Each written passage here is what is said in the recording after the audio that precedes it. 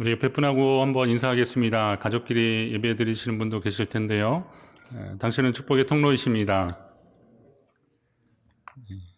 오늘은 특별히 인터넷 방송 예배를 위한 최소한의 인원만 우리 교회 본당에 모여 있습니다.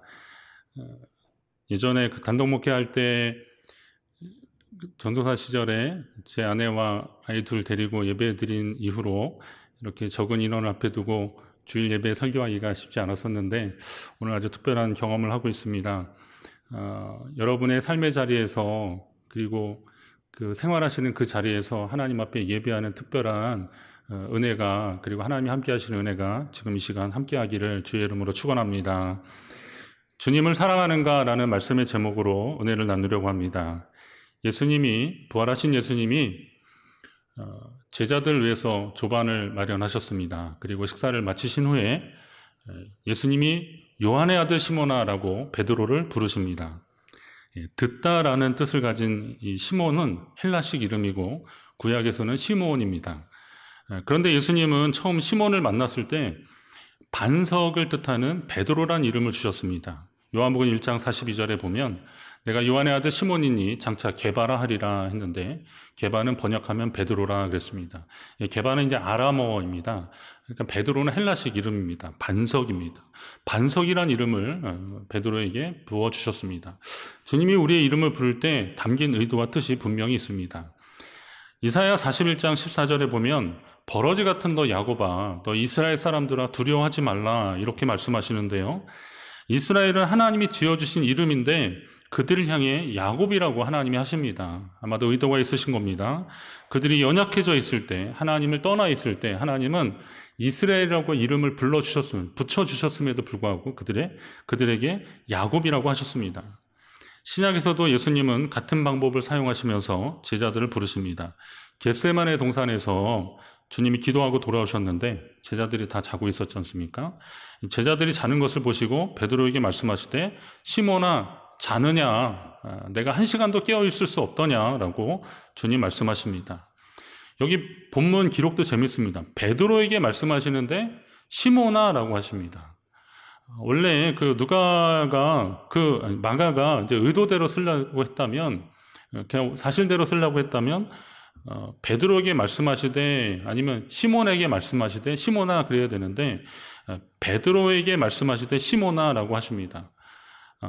죽음을 목전에 두고 기도하시던 주님 곁에 있으면서도 깨어서 기도하지 못했던 연약한 제자에게 반석이란 이름의 뜻인 베드로라고 부르지 못하셨던 주님이셨을 겁니다. 성도라는 이름도 마찬가지입니다. 소중하면서도 책임을 요구하는 이름이라는 것을 여러분 잘 아실 것입니다. 요사이 많이 듣는 이단 집단을 가르칠 때도 이 교회라는 이름이 사용되는 것이 저는 안타깝습니다. 그리스도께서 피 흘려 사신 교회라는 이름이 얼마나 거룩한 이름이고 그 이름의 존귀함을 유지하기 위해서 얼마나 많은 성도들이 순교를 당하며 믿음을 지켰는데 교회라는 이름이 함부로 이단 집단에까지 사용되는 것이 참 속상합니다. 그렇다면 우리가 성도, 교회라는 이름의 의미를 그리고 그 가치를 더욱 소중히 여기고 그에 합당한 삶을 살아가야 할 것입니다. 오늘은 부활하신 주님이 특별히 베드로에게 말씀하신 내용으로 주님을 향한 우리의 믿음 상태를 좀 점검하려고 합니다. 오늘 성령께서 주시는 음성을 듣는 저와 여러분 되시기를 간절히 바랍니다. 간절히 바랍니다. 자, 이 사람들보다 나를 더 사랑하느냐? 예수님이 베드로에게 특별히 이렇게 물어보시는 이유는 이전에 베드로가 예수님께 한 말이 있기 때문에 그렇습니다. 마태복음 26장 33절에 보면 모두 주를 버릴지라도 나는 결코 버리지 않겠나이다 라고 대답합니다. 여기서 주목할 만한 단어는 모두와 결코입니다. 모두가 주를 부인해도 나는 결코 주를 부인하지 않겠다는 겁니다. 베드로는 예수님을 따라가고 섬기는 데 있어서는 누구보다 더 잘하고 끝까지 함께할 자신이 있었습니다. 그러나 막상 예수님이 잡히시던 날 밤에는 주님을 부인하고 그 자리에서 도망치고 말았습니다. 그런 베드로에게 주님이 물어보시는 거죠. 모두와 결코를 강조한 베드로야, 내가 이 사람들보다 나를 더 사랑하느냐? 다시 말하면 이제 예수님 표현대로하면 모두와 결코를 사용한 시몬아, 내가 이 사람들보다 나를 더 사랑하느냐? 사실 예수님을 사랑하는 데 있어서 우열을 가르는 일은 불가능합니다. 저와 여러분 중에 누가 더 예수님을 사랑한다고 할 수 있겠습니까? 하지만 주님은 베드로가 이전에 한 장담 때문에 다시 물으시는 겁니다. 모두와 결코를 강조한 시몬아, 내가 이 사람들보다, 저 사람들보다, 저 제자들보다 나를 더 사랑하느냐라고 물어보십니다. 베드로의 심정으로 그의 대답을 해석해 봤습니다. 주님, 죄송합니다. 제가 그때 너무 경솔하게 대답했습니다. 주님 버리고 도망한 것도 잘못했습니다. 하지만 제가 주님을 사랑하는 줄 주님께서 아시지 않습니까? 이런 죄송한 심정이 단지 시몬 베드로에게만 있었겠습니까? 자신의 삶 가운데 반복되는 불신앙의 모습들로 인해서 주님께 죄송한 마음을 우리는 모두 가지고 있습니다. 그럼에도 우리는 우리 인생의 주인이 예수님이라고 고백하며 예수님을 주인으로 모시고 사는 사람들입니다. 예수님과 우리의 관계는 단순히 주종의 관계로 맺어지지 않았습니다.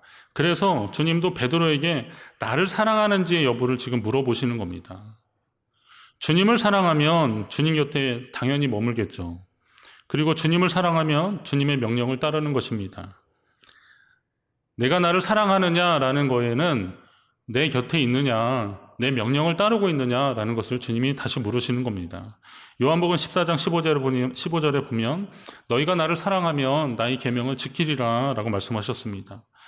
21절에 보면 나의 계명을 지키는 자라야 나를 사랑하는 자니 나를 사랑하는 자는 내 아버지께 사랑을 받을 것이요 나도 그를 사랑하여 그에게 나를 나타내리라 라고 말씀하십니다.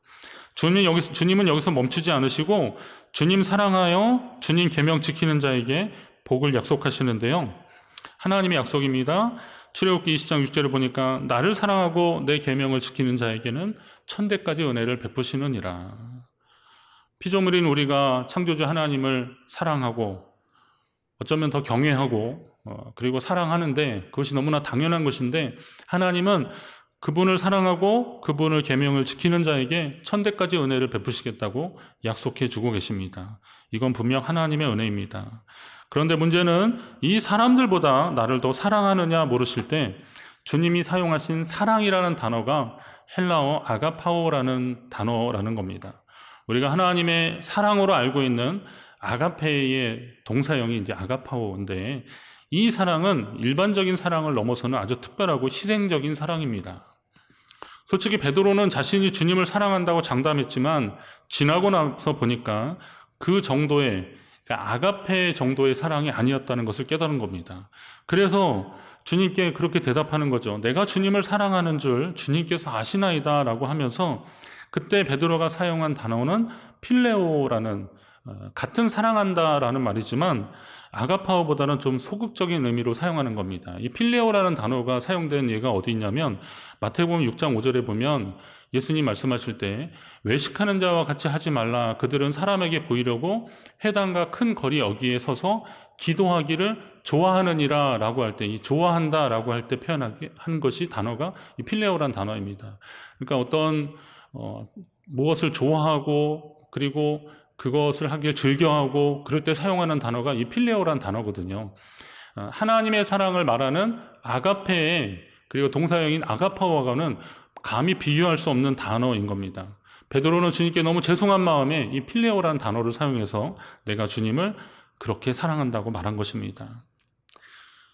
주님을 사랑하되 때로는 적당히 사랑하고 싶어하는 유혹을 만나는 경우 우리 많이 있습니다. 그렇지 않습니까? 그러나 시편 119편 2절에 보니까 여호와의 증거들을 지키고 전심으로 여호와를 구하는 자는 복이 있다 그랬습니다. 저와 여러분이 전심으로 주님 구하고 주님 사랑하는 그런 복된 인생이 되시기를 간절히 바랍니다. 내가 나를 사랑하느냐? 주님이 또 다시 물으시더라고요. 내가 나를 사랑하느냐? 베드로의 대답을 들으신 주님이 또 물어보십니다. 그런데 여기에는 내가 이 사람들보다 저 다른 사람들보다 그 다른 사람들이 없습니다. 그냥 베드로에게 직접 물어보시는 겁니다. 내가 나를 사랑하느냐? 다른 사람과 비교하지 말고 나를 정말로 사랑하느냐라고 주님이 물어보십니다. 여기에서도 주님이 사용하신 사랑이라는 단어는 아가파오라는 단어입니다. 이 아가페, 필레오 이런 단어는 뭐 설교 중에 많이 들으셨기 때문에 그러나 우리가 다시 한번 좀 생각해 보실 필요가 있습니다. 여기서도 주님이 사랑하신 단어, 사랑이란 단어는 아가파오였는데 하지만 이번에도 시몬은 주님께 아가파오라는 단어를 사용하고 그래서 그렇게 사랑한다는 고백을 하지 않고 내가 주님 사랑하는 줄을 주께서 아시나이다 할 때 다시 필레오를 사용해서 사랑한다고 고백하고 있습니다. 하지만 이 부분을 보면서 우리는 시몬 베드로의 믿음이 성숙해져 가는 것을 알 수 있습니다. 그냥 예전처럼 입에 침 한번 바르고 눈 한번 딱 감고 아가파오세 이게 헬라어수 당신이라는 겁니다. love you 그런 건데요. 그런 것 같은데 당신을 아가파오세 그렇게 하면 되는데 감히 그렇게 못하고 필레오세 당신을 사랑합니다라고 할 때 아가페보다는 약한 아까 말했던 이 필레오세 그렇게 말하는 겁니다. 자, 이러면 이 말은 그가 주님 앞에 좀 힘을 빼고 있는 겁니다. 겸손해지고 있는 거죠. 전에는 자기 입장에서 큰 소리치고 자랑했다면 이제는 주님 입장에서 말하는 것입니다. 이렇게 실패한 경험이 아니더라도 여러분이 주님의 마음에 합당한 자 그리고 주님의 마음에 합한 그런 대답을 하는 성도의 삶을 사시기 바랍니다.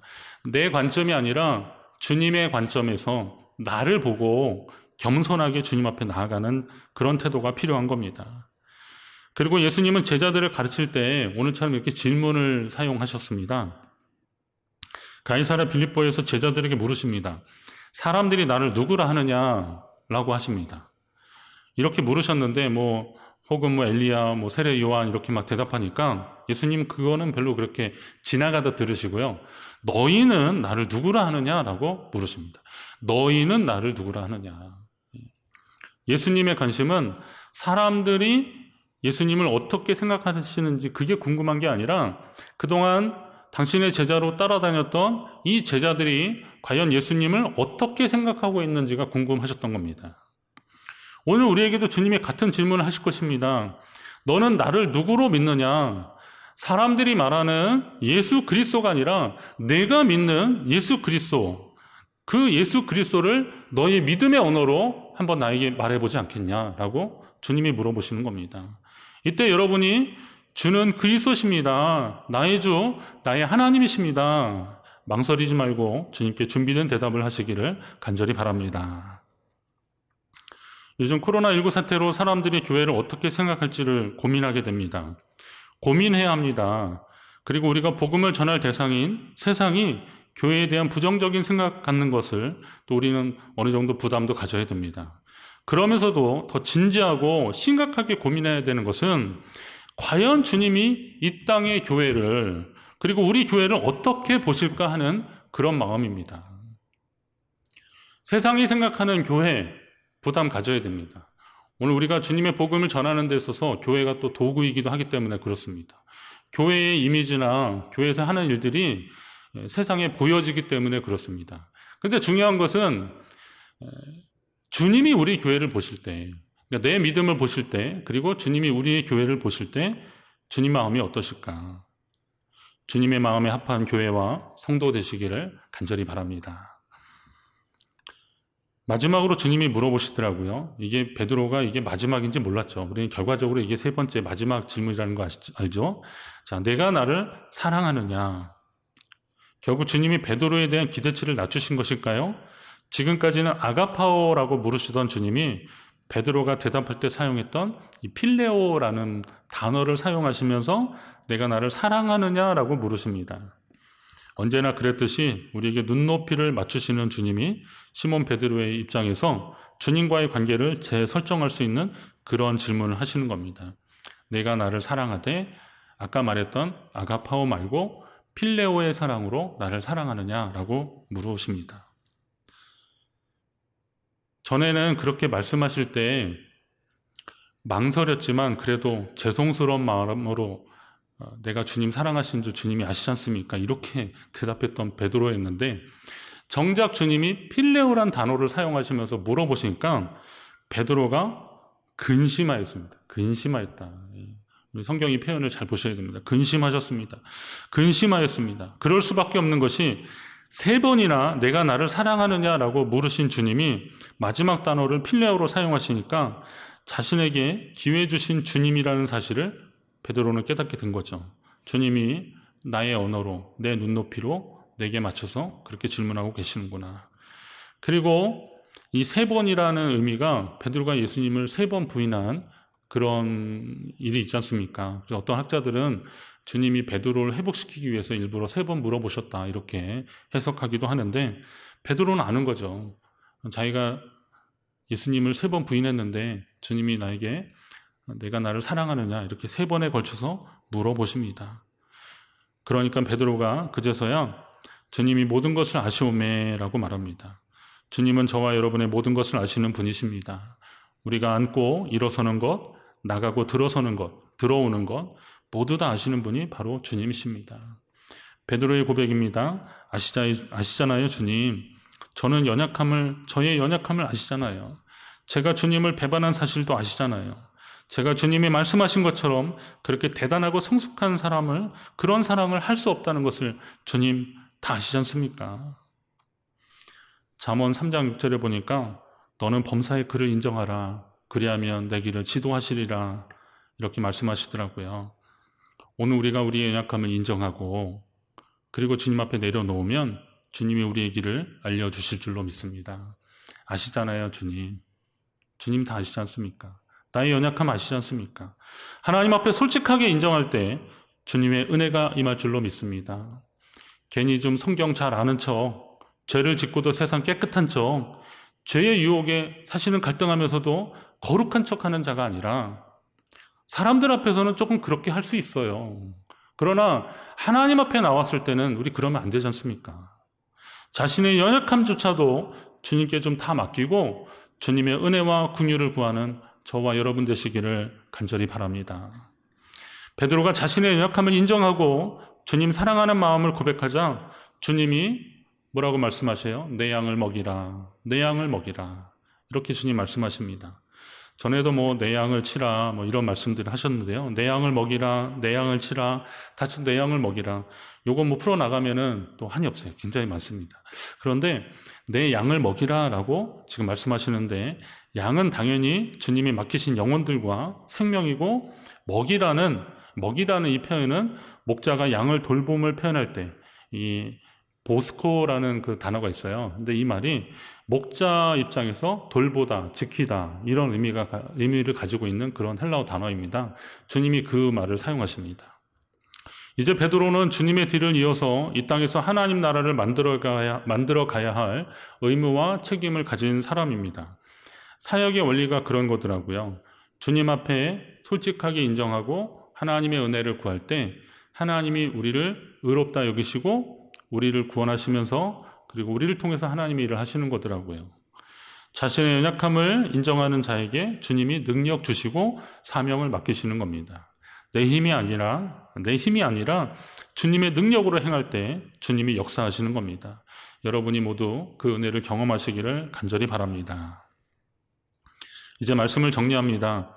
우리는 요즘 내가 주님을 얼마나 사랑했는지, 그리고 사랑하고 있는지, 주님의 몸된 교회를 얼마나 사랑했는지를 확인하는 시간을 보내고 있습니다.